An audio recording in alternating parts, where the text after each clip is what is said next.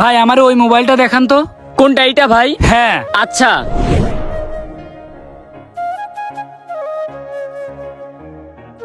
মোবাইলটা আসলেই তো দেখতে অনেক ভালো লাগতেছে। আমার এরকম বড় বড় মোবাইল অনেক ভালো লাগে।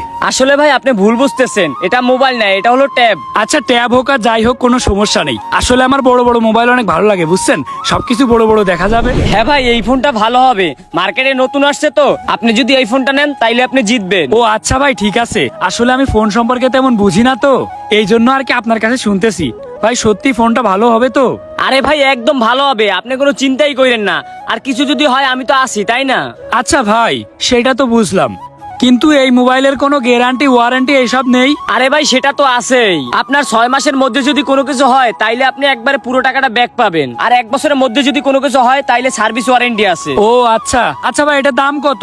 আচ্ছা ভাই আপনি দাঁড়ান, আমি জিজ্ঞেস করতেছি। ভাই এই ফোনটার দাম কত? ওই ফোন তো 14,999 টাকা। ভাই এটার দাম হলো 14,999 টাকা। ভাই একটু কম ঠম রাখা যাবে না? আবার কম রাখা লাগবে? আচ্ছা যান, আপনি 500 টাকা কম দিয়েন। ও আচ্ছা 500 টাকা কম দিব। ভাই মোবাইলটা ভালো হবে তো? আরে ভাই আমি আপনাকে কতবার বললাম এই ফোনটা ভালো হবে, আপনি নিতে পারেন নিঃসন্দেহে। আচ্ছা ঠিক আছে ভাই, এটা প্যাক করে দেন। আচ্ছা দিতাছি। আমি এক কাজ করি, টাকাগুলা বের করে দিই। 1 2 3 4 5 6 7 8 9 10 14। এই যে ভাই আপনার টাকা। 500 টাকা কম দিছি ভাই, 14,000 টাকা আছে। আচ্ছা ঠিক আছে ভাই।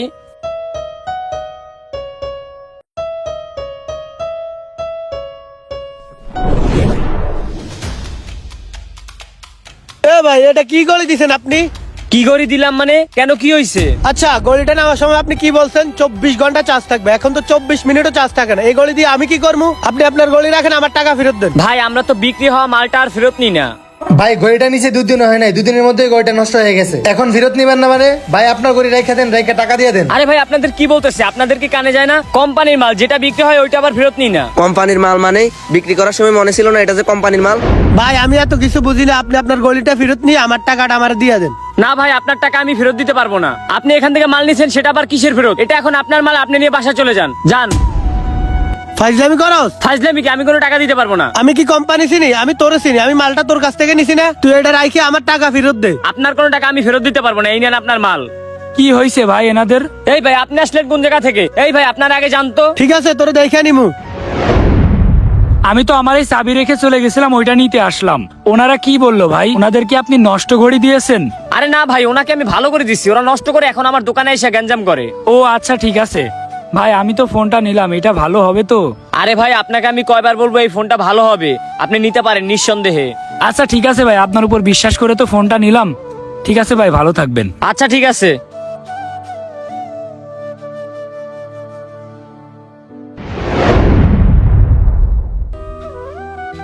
ভাই আপনার দোকান থেকে যে এই মোবাইলটা কিনে নিয়ে গেলাম না, হ্যাঁ। দেখেন 15 দিনও তো হলো না, এখনই ডিসপ্লেতে লাইট আসতেছে না।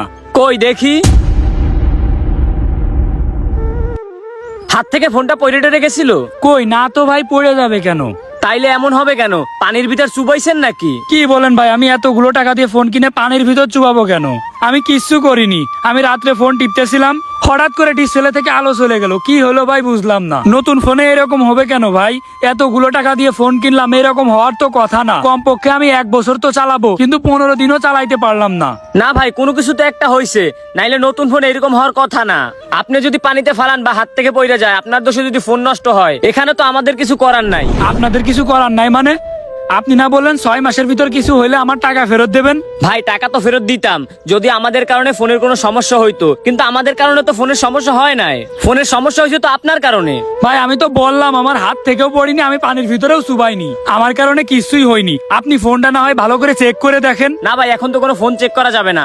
আচ্ছা এই নেন ফোন, নেন ফোন নিয়ে কোনো সার্ভিসিং এর দোকান থেকে ফোন ঠিক করে নিয়েন। ভাই এটা কোনো কথা? আপনি বিক্রি করার সময় বললেন কি, আর এখন করতেছেন কি? এটা কি ঠিক? এক কথা বলে আপনি সেই কথা রাখতেছেন না, এটা কি কখনো ঠিক বলেন? আরে ভাই ব্যবসা করতে গেলে অনেক কিছুই বলা লাগে, অত ঠিক বেঠিক দেখে আমার লাভ নাই। না ভাই এখন তো আপনার এই ধরনের কথা আমি শুনবো না। আপনার ফোনটা আপনি রাখেন, আমার টাকা ফেরত দিয়ে দেন ভাই। আরে ভাই আপনার কি বলতেছি, আপনার কি কানে যায় না? এটা কোনো সার্ভিসিং এর দোকানে নিয়ে যান, ওই জায়গা থেকে ঠিক করে নেন। আইসে পুরাতন মোবাইল আবার ঠিক করতে, কিনে নিয়ে গেছে পুরাতন মোবাইল, ওইটা আবার আসছে দোকানে ঠিক করে নিতে। শালার কোনো কাণ্ড জ্ঞান নাই। কি ব্যাপার ভাই, পুরাতন মোবাইল মানে? আমি না নতুন মোবাইল নিয়ে গেলাম। আপনারা কে বলছে নতুন ফোন? এই ফোনের নতুনটার দাম জানেন আপনি? ভাই নতুনটার দাম যতই হোক না কেন, আপনি তো আর আমার কাছে একবারও বলেননি যে এটা পুরাতন ফোন। আমি তো পুরাতন ফোন কিনবো না। বলি নাই, সবকিছু বললে কি আর ব্যবসা করা যায় নাকি? ভাই এটা কিন্তু ঠিক না। নতুন মোবাইল বিক্রি করেন বা পুরাতন মোবাইল বিক্রি করেন, এটা তো আমার কাছে বলবেন, তাই না? আমি তো মোবাইলটা নতুন মনে করেই কিনেছি। আমি তো আর মোবাইল সম্পর্কে অত বুঝি না যে দেখলেই বুঝে যাবো এটা কি মোবাইল। আপনার কাছে কতবার করে শুনলাম যে ভাই ফোনটা ভালো হবে, তো আপনি একবারও সমস্যার কথা বললেন না আমারে। এই ভাই, আপনি এত ক্যাচাল করেন না তো। আপনার ফোন নিয়ে আপনি চলে যান এখান থেকে। বাহ ভাই, একটা জিনিস বিক্রি করার পর আপনাদের আসল ব্যবহারটা জানা যায়। আপনারা যে কেমন মানুষ এটা জিনিস কেনার আগে কখনোই বোঝা যায় না। একটা জিনিস কেনা হয়ে গেলে তখন আপনাদের আসল পরিচয়টা বের হয়ে আসে। আমার সাথে যে কাজটা করলেন না ভাই, কাজটা ঠিক করলেন না। এইভাবে ব্যবসা করে বেশি দূর আগাইতে পারবেন না।